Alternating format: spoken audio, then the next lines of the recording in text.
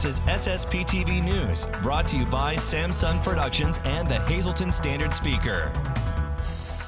Tips to stay healthy during this cold and flu season are coming up, plus much more local information next. Hello everyone, I'm Ken Karen. I thank you so much for your time. The information I'm about to dispense comes from SSPTV and the Hazleton Standard Speaker. This week we continue our three-part series on the dangers of vaping. This series is airing on our sister show, Community NEPA News. Here's an excerpt from part 2 that premieres today. Parent education is important because parents don't realize what these devices look like. Sometimes they think that it's just a memory stick for their computer, or they think it's an Apple Watch, or think it's a box of candy, but really they've hidden something in there and they just don't know. So definitely education for parents. And the big thing is the lie going around is that this is safe. And it's not safe. Safer doesn't mean safe. And essentially, by all of everyone who's vaping today, they're the lab rats for the Juul and for this vaping product, because we don't know exactly what the long-term consequences are. So we're experimenting on ourselves. Part 2 of this three-part series on the dangers of vaping premieres tonight at 5:30 p.m. and airs all this week on Community NEPA News, or watch it anytime at SSPTV.com or on our YouTube channel. Last week, PennDOT marked Winter Driver Awareness Week. It serves as an annual reminder to make sure your car is running properly during the winter. PennDOT's James May says now is a good time to check your windshield wipers and heat, and always have an emergency kit in your vehicle. Think through, what do you need in your car if you are stranded for 24 hours? And so some of that will be a cell phone charger, gloves, anything to keep you warm, some extra food, non-perishable food. But also think through, what are the items that maybe you need specifically? Are you diabetic? Do you take any certain medications? Contact lens solution. What would you need if you were stranded for 24 hours, or if you're stranded somewhere and had to walk home? Also throw the things in there that would help you get unstuck, so some sand, some salt in your car, a shovel. But then also think through, if I cannot get my car unstuck, what would I want to have with me if I either have to walk home or if I'm stranded right here? For more tips on how to stay safe in your car, visit justdrivepa.org. Snow squalls aren't the only things flying in the air. Unfortunately, so are germs for colds and the flu. We caught up with Dr. Daniel Benyo for some winter health care advice. Flu, of course, is fast fevers, really diffuse muscle aches. You feel like you got hit by a Mack truck. No offense to Mack trucks. And if you've had the flu before, you certainly know how it feels. And so as the weather changes, we start to try to be self-aware of that. If you start noticing you're coming down with something, certainly contact your provider to say, hey, this is what I'm experiencing, what should I be doing?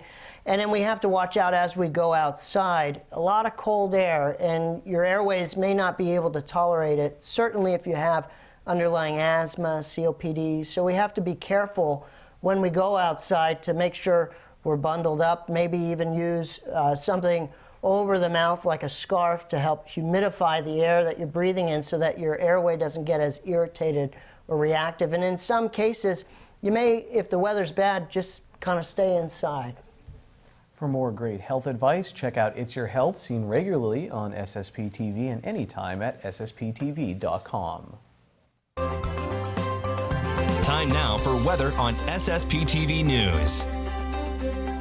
It was a nice weekend. Now let's see what's going to happen this work week. Here's your forecast from the National Weather Service. Tonight will be mostly cloudy, we'll have a low of 33 degrees. And then on Tuesday, a 50% chance of precipitation, and we'll have a high of 41 degrees. Tuesday night, 20% chance of precipitation, mostly cloudy with the lows in the mid-30s. Wednesday, mostly sunny, high of 45.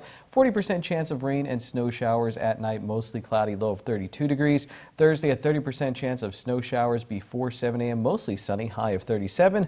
Partly cloudy on Thursday night, low of 19 degrees. Friday looks mostly sunny with a high of only 28. We'll get down to 23 degrees with a 60% chance of snow.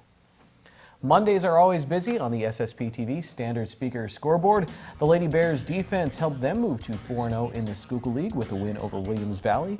The Mono area offense was pretty good too. Jordan Carmonic had 31 points. The Hazelton area girls beat Pittston area big. Brooke Boretsky paced the Lady Cougars with 17 points. North Schuylkill got a Schuylkill League Division I victory, and they are now 5-0 in the league, tied with Jim Thorpe for first in Division I, with Emily Titus and Emma Kaczynski scoring 19 points. Tamaqua beat Lehighton. They are 3-2 in the Schuylkill League. The Marion girls improved to 3-1 in the Schuylkill League by beating Lourdes Regional. Julia Kreisel scored 20 points for the Phillies. Shenandoah Valley, they lost to Tri-Valley. The Tamaqua boys jumped to 5-1 in the Schuylkill League. They beat Lehighton 59-34. Braden Knobloch scored 16 points for the Blue Raiders. MMI lost to Hanover area in the Wyoming Valley Conference. Tri-Valley beat Shenandoah Valley while Marion topped Schuylkill Haven. The Colts are 11-0 this season. Logan Fritz had the game-winning shot for Marion. Hazelton area stayed perfect in the Wyoming Valley Conference after a close win at Pittston area. Andrew Vida had what ended up being the winning basket for Hazelton. He finished with 15 points. Also in the Wyoming Valley Conference, Northwest area went to overtime to beat MMI. Minersville beat the Shenandoah Valley boys, while the girls beat Weatherly with Victoria Donovan scoring 27 points. In swimming, Tamaqua swept Salisbury. Madeline Jones won the 500 freestyle and the 100 breaststroke for the girls. Alexander Barron and Zeno Zukovic won 2 events for the boys. Pottsville swept Monoy area in the pool. Abby Dudash, though, won the 100 backstroke for Monoy and set the school record in the event. And now here's some wrestling notes. Danny Lawrence was 5-0 for Monoy area at the Lackawanna Trail Duels. He earned his 100th win at the event. Alexis Perez was also perfect for the Golden Bears, who won 3 matches and lost 2. Bronson Strauss was 5-0 for Tamaqua at a tournament at Line Mountain. And the Wilkes-Barre Scranton Penguins lost in a shootout on Friday to Hershey, and then they beat Hartford on Saturday. They're in 6th place in the AHL Atlantic Division out of 8 teams. Coming up in sports, I talk with some members of the undefeated Marion Catholic boys basketball team, and Ron Marchetti has his short shot segment. And next, our John Eric Poli takes us to an interesting World War II exhibit in our area. Watch SSPTV in Hazelton 24/7 on Service Electric Cablevision Channel 13 and in HD on Channel 513.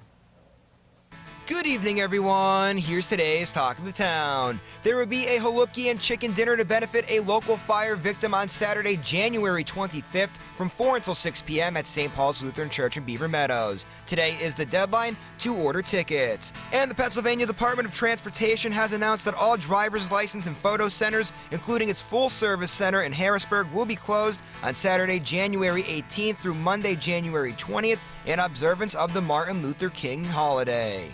And that's today's Talk of the Town. SSPTV News would like to send sincere condolences to the family and friends of these recently departed.